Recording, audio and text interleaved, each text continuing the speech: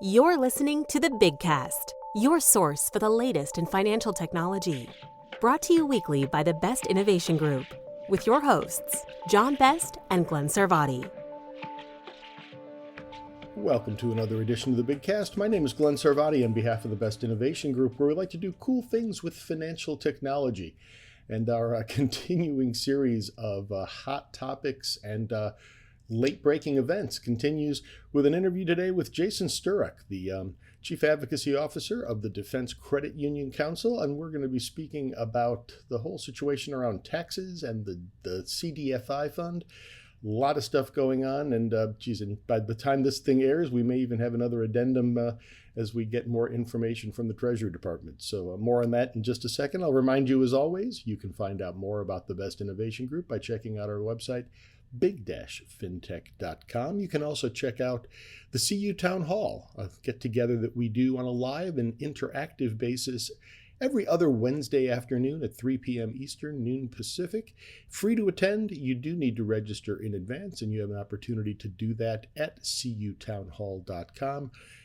We have different topics that we address, always the hot issues that credit union leaders need to be thinking about. We've got one of our old friends, Roger Grimes, joining us this Wednesday, if you happen to be joining in time before that episode takes place, which will be March 26th. Roger is a noted cybersecurity and cyber defense expert around scams, phishing, etc. And will be talking about his new book and more broadly about quantum computing as well. We'll have more about that. If you are not listening before the 26th, you should be able to find a replay of that town hall session at that same website, cutownhall.com. I'm recording this on Monday morning, the 24th, and breaking news I just saw, which is an interesting one. There's a lot of lack of transparency. I'm not sure what else to call it at this point, going on with all the other machinations in Washington. Breaking news just read a few minutes ago from the CU Daily website is that the NCUA has canceled its Thursday board meeting, which is usually their public event that takes place on a monthly basis. On relatively short notice, 3 days notice, that's been canceled. No reason given as for why. We do know they have been tasked with finding reductions in workforce. You can put 2 and 2 together on that one potentially. You may get 7, who knows, but that may have something to do with it. We'll be hearing more about that, I am sure. Just one of those things to take a look at and continue to track. Another piece of information that came out recently is that Klarna has filed officially with the SEC to do an initial public offering, the Buy Now, Pay Later company. One of our friends, Jason Mikula, who runs FinTech Business Weekly, which you can subscribe to on Substack. I've also included a link to this specific weekly piece that he did that just dropped this past Sunday. He dug into the Klarna IPO, and it's going to be a big deal. I think this one is, we've been waiting for some time for one of the big fintech companies after a long fintech winter to IPO. This looks like they're going to be the next one out of the gate. So establishing the market appetite for these and hopefully breaking the logjam of a lot of these, which will then just spur more fintech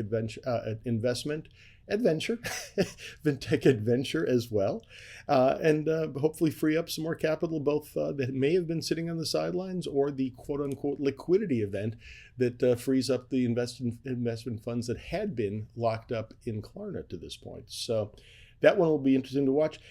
Jason does point out in doing some research that they've done a pretty good job of creating market interest via social media posts that are not necessarily backed up by what's being said in the official documentation. He's not saying there's anything really untoward going on, but it is pretty interesting to take a look.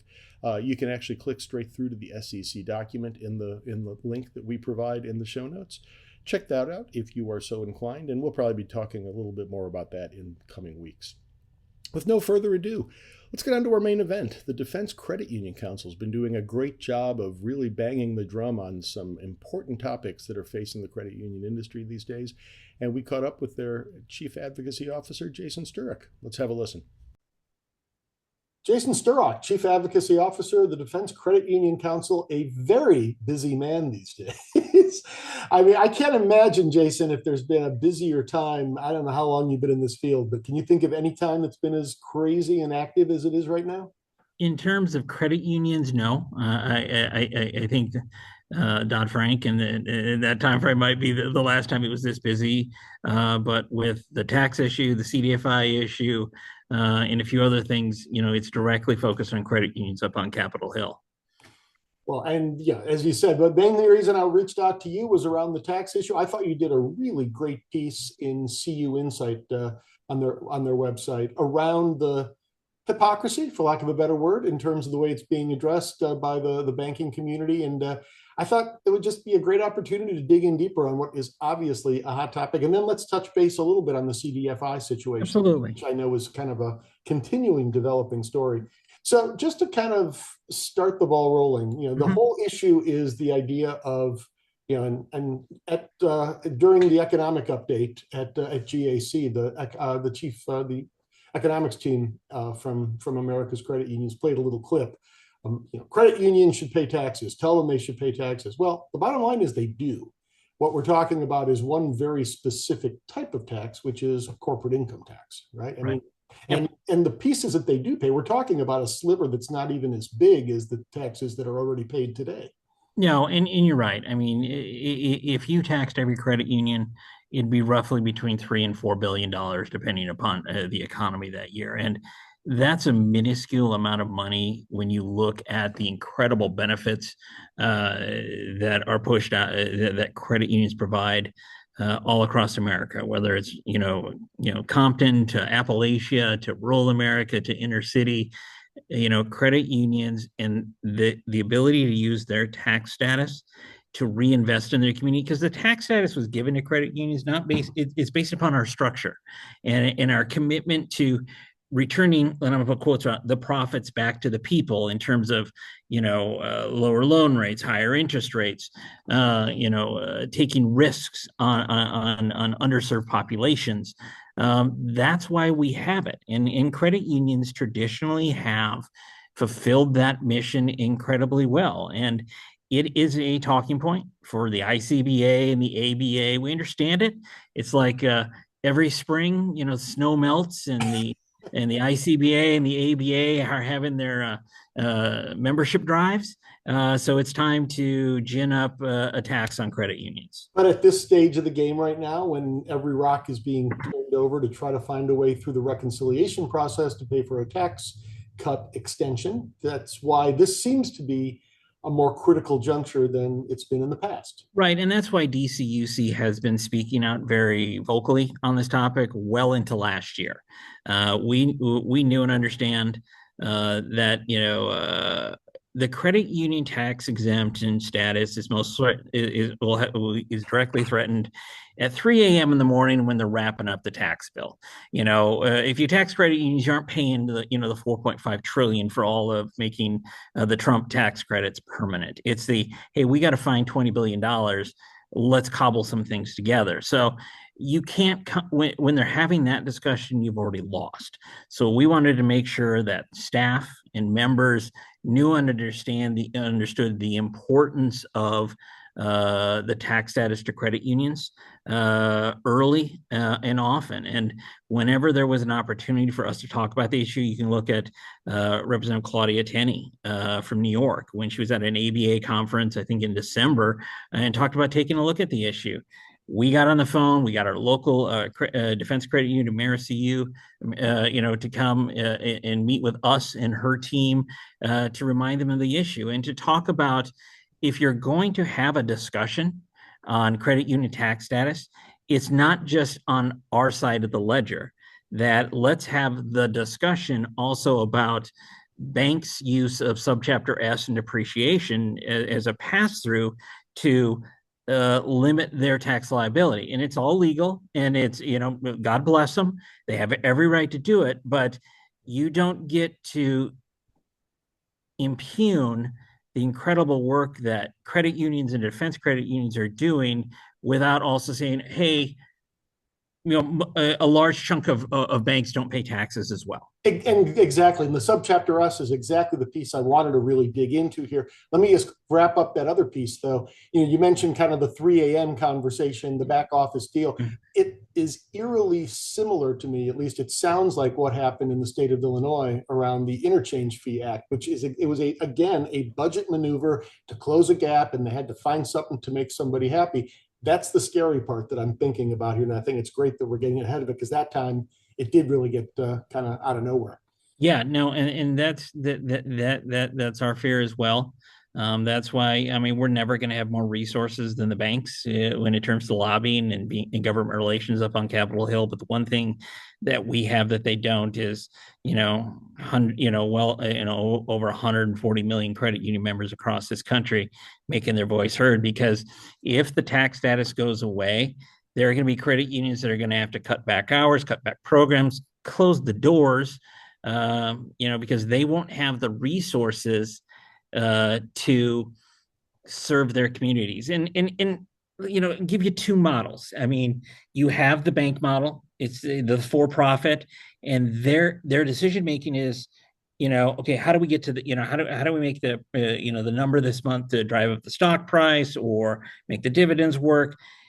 For a credit union, it's like, how do I make sure that the local soccer team is equipped, or for defense credit unions, that the latest batch of new airmen that come on for training who don't have a credit history, they walk into our rooms, that we have the ability to take a risk on them, or they're going to go right out to the payday loan lenders that are right outside the front gate. That's the most disturbing thing to me. I mean, down here in Atlanta, when I go to Columbus, Georgia, and you see just how many of those payday lenders are literally right there at the Yeah. gates of the place. Yeah, I was talking with one, says his friend of his was at Camp Lejeune, and he said there's, it's Marines, and so you have a lot, you have certain bars, and you have certain other things, and a lot of pawn shops, and I'm like, and payday lenders, like, oh yes. Yeah, it's bizarre. And so, I mean, you made the comment before about credit unions plowing profits back into the community. And I think the whole notion of plowing profits, I think, kind of comes into subchapter S as well, which, let's kind of just explain it to people. It's a concept. My understanding is it's available to any, and it's not just banks, it's any other types It's of any corporate entity. Like it's you a say, corporate perfectly entity. legal. Yeah. It has to be under 100 shareholders, I believe. Is that? I believe that's the number. I'm not a tax attorney, so Yeah. please, don't consult me as we're coming up on April 15th. But you're right. It's a way for smaller organizations, as you choose to organize. When you start your business, you can choose partnership, LLP, LLC, subchapter S, a C corp. And a C corp is the one people, when they typically think of a Yes. corporation, that's usually what it is. Right. But, and this is just, this is it's a way, where I come from, the middle part of the country, flyover country. There's a lot of farmers, a lot of ranchers in North and South Dakota. It's a way of a lot of smaller agricultural related family farms, farm businesses. They're organized this way because the shareholders are the family. It's a way to pass through so that the entity isn't taxed, but the shareholders are. And that's the bottom line. Basically, you get rid of that additional layer of taxation, and it's taxed at the next level. So, right. So and we're happy to, in that's, have that discussion.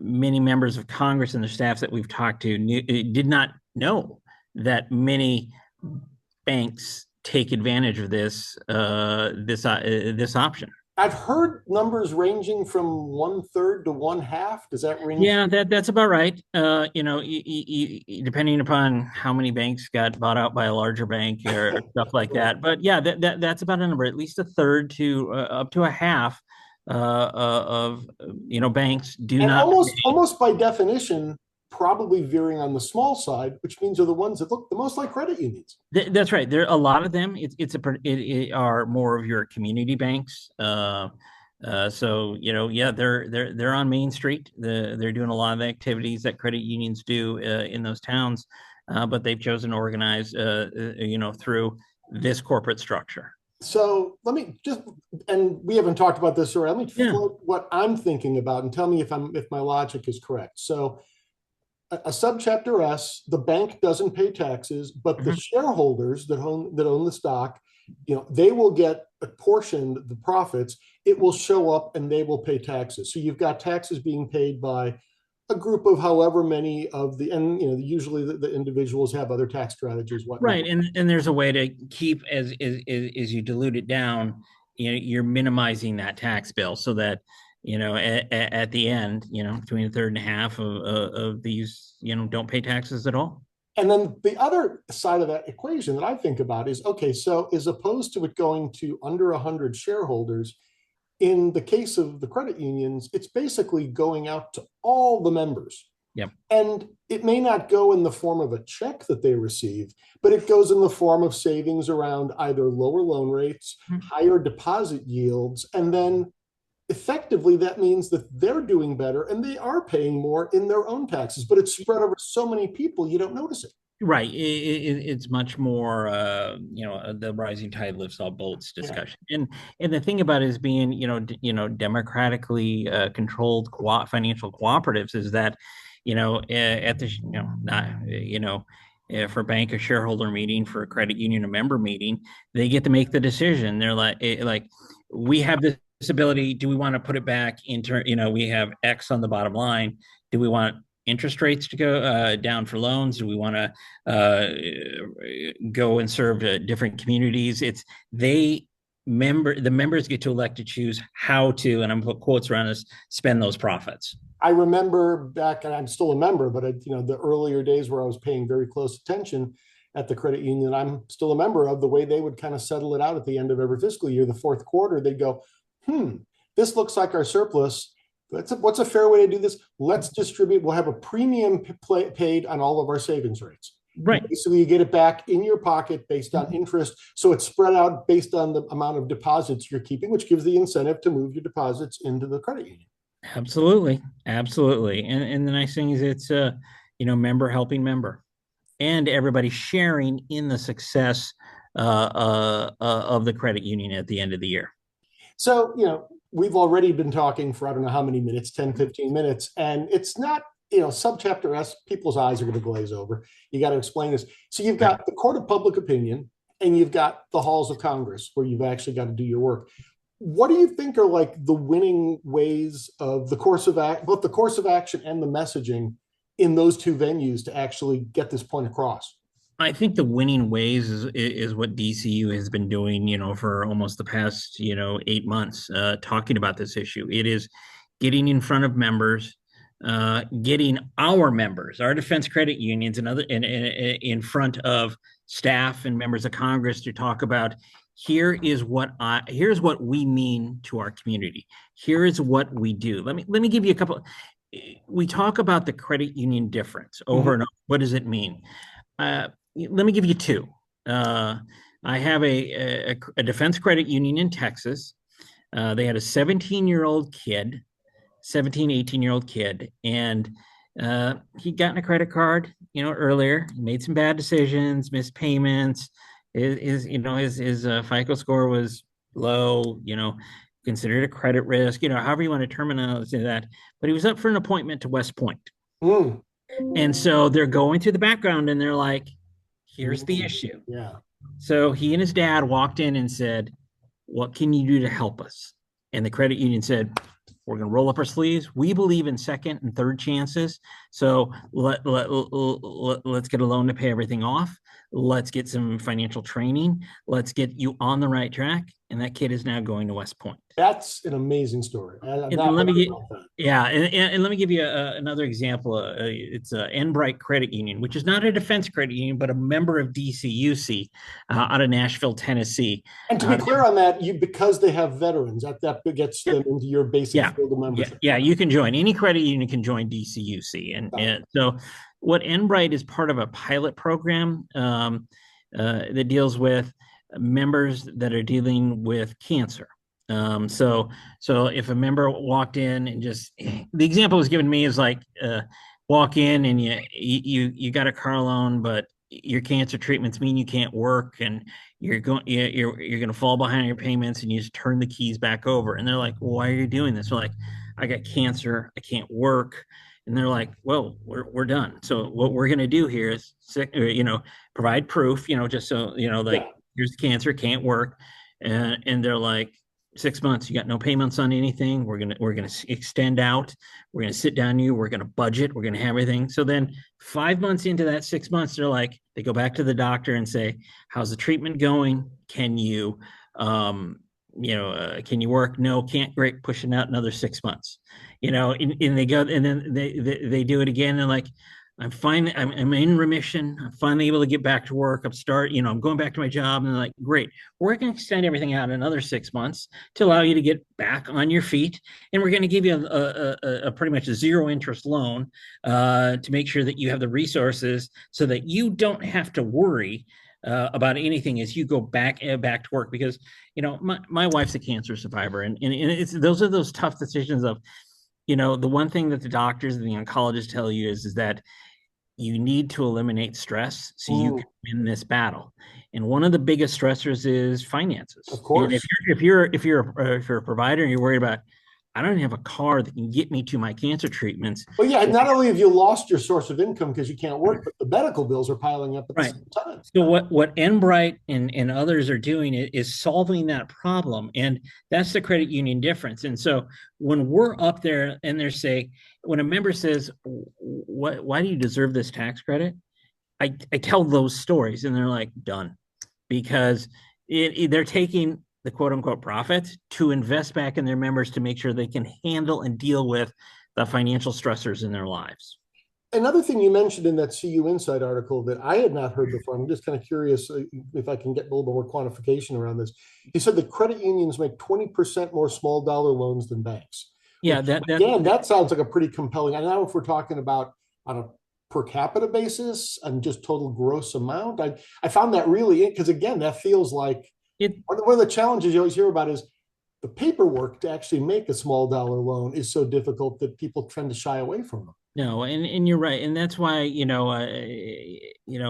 most banks don't do small business loans of less than $100,000 because they don't make any money after working through those things. That's why credit unions step in and fill that. So yeah, per capita, it's my understanding that they do 20% more, of those small dollar loans, 5,000 and below. How do I need new tires. It's you can either go to the payday lender and pay 400% interest, or it's not worth it. And I'm not criticizing, but it's not worth it for Chase Bank to fill out a paperwork for $1,200 loan. So this is not a case that they're losing on price. They just don't want to do it. They don't want to do it because the sheer amount of volume it costs them more. Yeah, I mean, exactly. But a credit union is like, they're not worried about the loan. They're also they're worried about the person as well. Yeah.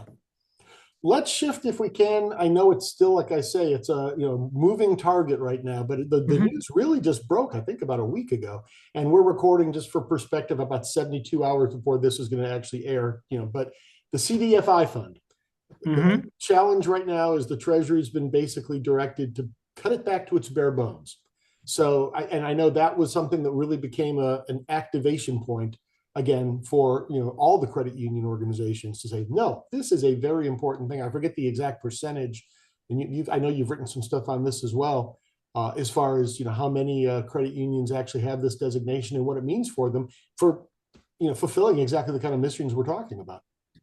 Yeah, no, you're 100% right. Sorry, it's been a week since the president's executive order was signed. I think at 11:14 p.m. On this issue, very specifically directing Secretary Bessent, because that's where the CDFI is under Treasury, to literally report back today on moving CDFIs back to their statutory authority and cutting back the amount of staff to serve the program. So, I mean, it was essentially, we want to shut down the program, but, at 5:47 a.m., I'm on the phone with our chairman, Tony Hernandez, about what we can do on behalf of our members. And, on Saturday, we start talking to the press. On Sunday morning, we get a letter off to Secretary Bessent that night, or that next day. we got a response, and in in DC. Almost 10, it's 9 years up on Capitol Hill. When you send a letter to an agency, you get three options responses. There's the we totally disagree with you, and we're still going to continue what we want. There's the we acknowledge receipt of your letter. If and when we make additional information available, we'll send it to you. And then there's the third option. And this is what the Secretary of Defense team sent over was, we agree with you. CD5s are important. They're part of the president's plan. That was very heartening. Now, always devils in the details where things are going to fall out, but I was very heartened to see kind of the bipartisan support, the work that DCUC helped spearhead to kind of launch that grassroots campaign to defend CDFIs. And fingers crossed, hopefully, we'll get good news today that the Treasury Department will come back and say, we believe the program's operating within reason, it's doing its job well, et cetera, et cetera. Yeah, there's no need to limit its activities. So, hopefully before midnight tonight, we'll find out more of that information. But I want to thank, your listeners, many of them who are probably CDFI members who got involved. I know it's not normal to think that defense credit unions are CDFIs, but if you've heard the stories about, many of our enlisted, they are paid so poorly they're on food stamps. Well, those population centers, we serve, and they're within that definition. And I was going to ask, I think when I originally reached out to you, I'm like, I know you guys have hit this hard. Say, you don't have a dog in this fight, do you? At least in terms of designation, but maybe you do. I'm not sure how many of your members actually do have the designation. Over 10% of our members are CDFI certified. Okay, wow. I've got a credit union in North Carolina that for the first time was going through the CDFI process. There's many different CDFI loans. There's some that are for technical or assistance, and also to help open your branch or keep it open in underserved areas, where they're looking for $20,000, not a series of $20,000, but $20,000 to ensure that their branch in an underserved area of veterans has the ability to stay open, to ensure that this rural, underserved, heavily veteran populated area can walk in and have a financial institution. Fingers crossed that those types of grants will not be touched and gone away with. As we've said many times, wherever, whenever, however, we will work with Treasury, we'll work with DOD, we'll work with anybody to help provide financial services for our members across the country. And I would think in a somewhat more kind of harmonious time, this is one of these issues that I would think that banks and credit unions could lock arms. Yes. Because it disproportionately affects credit unions, but there's plenty of bank CDFIs too. There are. I mean, I think there's over, a little over 1,400 financial institutions that are CDFIs. So this is where you have, and I think a little under 500 of those are credit unions. So you got credit unions, community banks, fintechs, all have this type of. I saw that loan funds take up a fairly significant piece, at least in terms of number. It looked to me, I saw a report that the New York Fed did. I think like the proceeds or the assets are roughly, I think, about 65% going to credit unions, if I'm not mistaken. We are more, again, disproportionately affected and disproportionately serving the community. Right, and that gets back. These are designed to, to help you serve traditionally underserved communities, different, minority populations, et cetera. And that's where credit unions have been living, and that is part of our DNA. Cooperative, collaborative, to serve these communities, because they have been left behind by the traditional for-profit banking institutions that are out there. Yeah, makes sense. So this is great. I mean, I know, like I say, you've been very active and very visible out there. I've seen a couple of articles you've written recently. If people want to continue to find out more, dcuc.org. dcuc.org. I encourage you to follow us on, go to Defense Credit Union Council on Twitter, LinkedIn.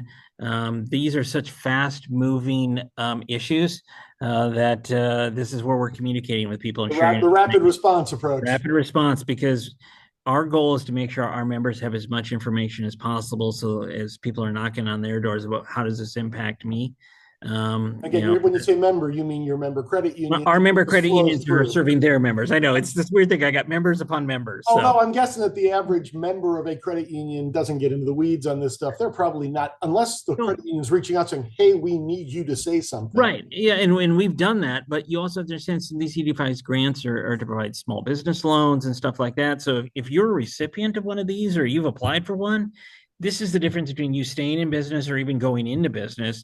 So it's a very important issue for that. That's a great point. That's the voice that needs to be heard. So, Yep.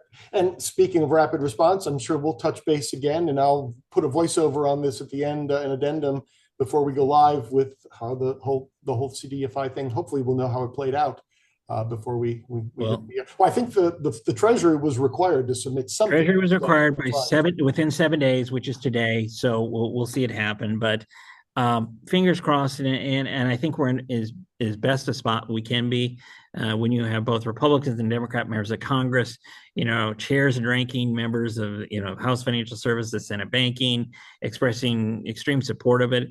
And that's why, where we've also increased our effort was to educate if you're a staffer or a member who sits on Senate Banking, you kind of understand what CDFI means. You have to, it's part of your job. But if you're over on Senate Ag or Energy and Commerce in the House, it's not a world or a sense that you live in. So that's why on Thursday we did a very specific education effort to every single member of Congress in their office. Where I'm not sure if it's called The Barber of Little Rock. It's a Oscar-nominated movie from about 2 years ago where a gentleman set up a barber, and he was trying to help and improve his community. And he set up I think it's called People's Trust Credit Union, which was a CDFI, and they've done millions of dollars in loans, housing, small business, and what one person did. Using a CDFI to change their community, where we said, where we challenged members and their staff to watch the movie. It's 20 minutes, and to watch it so that if you ever wanted to know what a CDFI can mean, and I can provide you a 50-page report, but if you need to see it and understand it and feel it, watch that, and you'll see the difference that is made every single day by CDFIs in hundreds of communities across this country. I'm going to look that one up and provide a link along with this podcast. Jason Sturrock, Chief Advocacy Officer, Defense Union Council. Thanks so much. I know you're busy. I really appreciate you taking the time, and I'll be following along because I've discovered you're about as good a source of information as I can find out there. Do my best, Glenn. Thanks so much for everything you do for the movement and the industry. Thank you. So Jason and I spoke on Friday late afternoon, which was supposed to be basically close of business. I think it might have even been after close of business on the East Coast. And that was supposed to be the deadline that was given via executive order for the Treasury Department to issue its recommendations of how it was going to pare back the CDFI fund. As you heard in the interview, Jason seemed pretty optimistic based on the public outcry and the statements of support from a variety of people in elected positions that maybe there would be some resolution to some of the more dire kind of outcomes we were envisioning could be happening. Well, here we are on Monday morning, and it's been radio silence. There's still been nothing that has come out, which I find in this day and age, I'm finding a little bit disturbing. Well, we'll see what that means. I hope I'm not being paranoid on that one. But we'll see what happens. And for all I know, you may not actually be hearing this little segment, because if we do have the breaking news that comes out before our usual Tuesday podcast date, I'll probably edit this piece out and we'll give you the actual information. If it has not come out by now, I would suggest checking the usual sources. The CU Daily has been doing a great job of keeping track of these things. America's Credit Unions has obviously been up on it as well. But I think from a breaking news standpoint, CU Daily, CU Today, probably the best place to find out. And check the website too. Check our show notes, because if anything pops further, we will certainly update this piece to make sure that you've got the latest. I also checked out The Barber of Little Rock, which Jason mentioned. That was actually 2024, just a year ago, almost exactly a year ago, at the Academy Awards, the Oscars. Was nominated for documentary short. Pretty inspiring stuff, and it reminded me that we're going to start collecting a list of the banking, credit union related financial inclusion I won't even say feel good. I don't want it to just be feel good stories, but different types of cinema related to banking. Jimmy Stewart and It's a Wonderful Life obviously comes to mind from the old days, but we did a lot of speaking about the Bank of Dave and a attempt at a startup bank that actually was successful in the small town of Wrexham in the UK that turned out into a pretty great romantic comedy about a couple of years back. There was the sequel this year. As often happens, sophomore efforts not quite as impressive. Half the crew, the cast that made the first one kind of charming, did not return. Less said about that one, the better. But the first one, the Bank of Dave, those are the two that are currently on the top of my list for the FinTech Film Club. With that, another episode of the Big Cast in the books. Again, my name is Glenn Sarvati. You can track me down via my firm 154 Advisors. You can find me and the entire Best Innovation Group crew on LinkedIn at Big FinTech. You'll find our Grand Poobah John Best at JB FinTech. Those are the handles you'll find on Blue Sky as well. We hope you check us out every week. We have new content. Got another really interesting breaking news type thing coming up. Wait, I guess I can't call it breaking news if I know what it is already a week in advance. But Frank Diekman, I'll just go ahead and say it, who is now the publisher of the newly minted CU Daily, which kind of made its debut out at GAC about a month ago now. Will be joining us to talk about his latest venture and some of the interesting things that we see going on in the credit union space. And I have to assume we'll have an update on the CDFI fund and all this other exciting stuff going on. New content here at the Big Cast every Tuesday. Check us out then. Like, subscribe at Amazon Music, Spotify, iTunes, Apple Music, etc. Love to hear from you. Drop us a note there or at the Best Innovation Group website, big-fintech.com. Don't forget, we'll be out there on the circuit, NACUSO, the next thing I believe on the calendar, April 16th through 18th out in Las Vegas. I'll be there. If you are heading out that way, definitely drop a note. Love to track you down. As always, thanks for listening.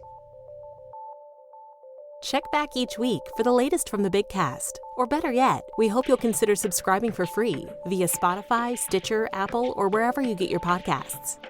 If you have questions or comments, we'd love to hear from you. Tweet us at Big FinTech, email info@big-fintech.com, or visit us at big-fintech.com and click on the Media tab, where you can post a comment or check out our archive of hundreds of past episodes. See you next week.